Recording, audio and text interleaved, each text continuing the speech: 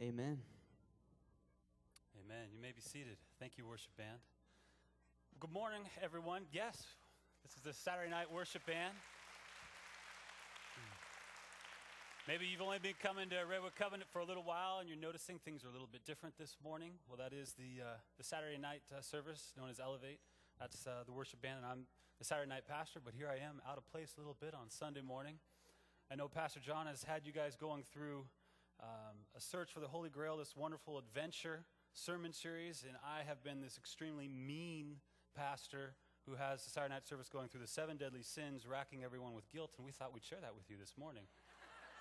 So, we're going to give one of those 7 deadly sin sermons to our wonderful Sunday morning crowd that probably wrestles with none of these sins, but perhaps there might be one of you that wrestles. So, it's good to see you.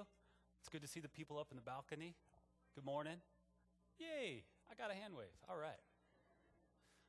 Imagine if you were a vineyard owner here in Sonoma County. There's some 300 wineries here in Sonoma County, and you happen to be one of those vineyard owners. What if, as the wonderful vineyard owner you are out traveling about our lovely Santa Rosa, and you went to the corner of Fulton and River Road at 6 in the morning, and you noticed 30 or 40 guys there that are waiting to work out in the vineyard, right? And you see 5 of the guys, and you say, guys, I need some people to work for me today in the vineyard. $150. You guys in? They're like, diggity dog. Yeah, we are totally in. Let's go work. 6 a.m., 6 p.m., 12-hour day, $150. Sounds good. You take them. They start working. But as the vineyard owner, you have a little bit of freedom in your day. So 4:35-ish, you're cruising back around that same corner, get a little Frappuccino, get a little, cinnamon roll or something. And you notice there's still 15, 20 guys there. And you say, hey, what's going on? Did you guys just show up? I mean, where have you been all day? And they're like, no, we've been here all day long. No one hired us. Oh. So you say to 5 of the guys, hey, you guys still want to work? We got about an hour and a half left of daylight. You guys want to come? And they're like, diggity dog, absolutely. Let's go. So you take them out to the vineyard. At 6 o'clock, you're going to pay both sets of guys. You bring the guys you hired at 5 p.m. first. They've only worked an hour. And you give them $150 for their work. Now, imagine if you're one of the first 5 guys you hired at 6 a.m. You were promised $150, correct? Are you expecting $150 or are you expecting more? Because these guys only worked an hour, got $150. You're scared. You don't want to say. You're expecting more, right? I would definitely expect more. But in fact, the vineyard owner gives these guys that have worked 12 hours $150. How would you feel? Does that feel fair to you? Jesus told a parable in Matthew 20, very, very similar to this. And one of those 5 guys that was hired at 6 a.m. was pretty upset that Jesus would only give him $150 after he'd give these guys only worked 1 hour $150. He was expecting a lot more. But Jesus answered this guy and said, friend, am I not being unfair to you? I am not being unfair to you. Didn't you agree to work for a denarius? Take your pay and go. I want to give the man who was hired last the same as I gave you. Don't I have the right to do what I want with my own money? Or are you envious because I am generous? Are you envious because I happen to be a very generous vineyard owner? So the last will be first and the first will be last.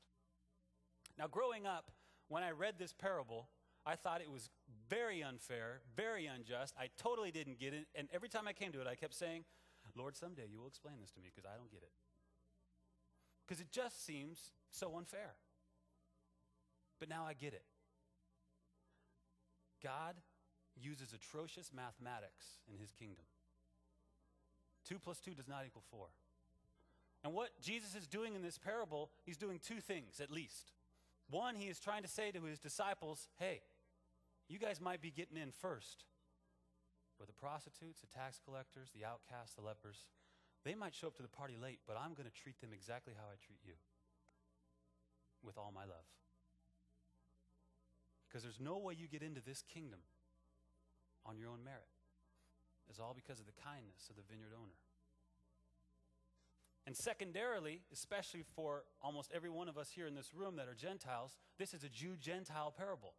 The Jews got on God's good side for some 2,000 years, light to the nations. And Jesus is saying to the Jews, I'm going to open up the gates a little bit wider. I'm going to let them Gentile folk on into the kingdom. Don't you worry, though. You know, I love you guys just as much, but I'm going to treat these Gentiles just as good as I've been treating you. That's good news for us. Really good news. But if you were a Jew back then, you know, you might be doing one of these old things. But I thought you loved us. And maybe you might become envious because the vineyard owner is so generous. So this morning we're going to be talking about the sin of envy. Here's a good definition of envy. Envy is pain caused by another's success. Pain caused by another's success. Now, if you were one of those first 5 guys, you could go home that night and you could say to your wife, oh, the vineyard owner is a great guy, gave us the exact same amount that he told us he would give us. And you could have a great night with the family, have spaghetti, and have a good time. Or you can go home to your wife and say, that vineyard owner totally messed us over, gave these other guys that showed up, only worked an hour, gave them $150. You refuse to eat, you can't sleep, you toss and turn all night, and the only difference is, you could be consumed with envy, or you could be consumed with admiration for the vineyard owner. The choice is all up here, isn't it? The choice is all in your head. What about you? Have you ever been consumed by this thing called envy? Have you ever secretly been happy when someone else around you failed? When your boss got in a car accident? When your friend who plays the instrument guitar so much better than you, he hurt his pinky and he can't play for a month. And secretly inside you're so excited. Now everyone gets to listen to me. I get to reclaim some of the glory that he stole. Because envy seethes, and envy is very corrosive. Envy asks the question, why them, God? Why them? Why does that guy that's only been here 3 years at my work promoted beyond me, and I've been here 10 years? Why him? Why do our neighbors have a 4-bedroom house and we only have 3? We're living in squalor. Why do our neighbors have a brand new minivan and we're still driving a 10-year-old minivan? Why them? Why them, God? Why have you been so good to them? What about me? Don't you love me anymore? Gratitude, on the other hand, the heavenly virtue of gratitude, the antithesis of envy, asks the question, why me, God? Why have you been so good to me? God, you've given me a 10-year-old minivan to get my kids to and from school, for allowing us to get around town. Why have you been so good to me, God? We live in a 3-bedroom house. God, why are you so good? Why have you been so good to us? Amen.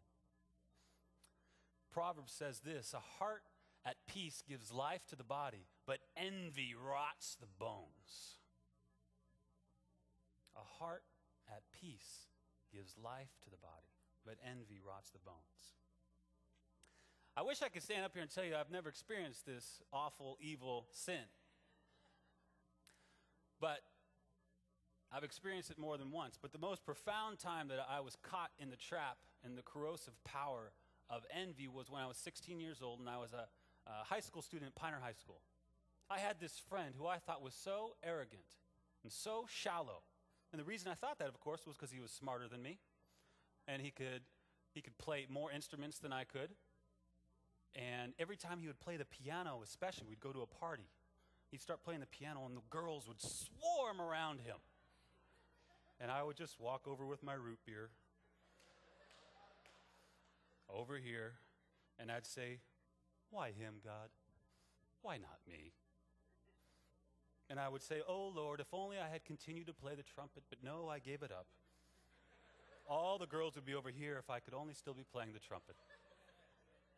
And I was seething, and envy was rotting my bones. And one day, as I was leaving school, I was going out to my car, and my friend, though, was sitting on the fence waiting for his father to pick him up, see, because I had a car and he didn't. And that made me so happy. I was going out to my car, my 1982 626, Mazda 626, and my friend, who I envied so greatly, he didn't have a car. I thought was so much better than him. I had all the bumper stickers on the back of my car, you know. Gee, my boss is a Jewish carpenter. I had it all going on. I had all kinds of fishes. I was really living the good Christian lifestyle. Now, my friend, by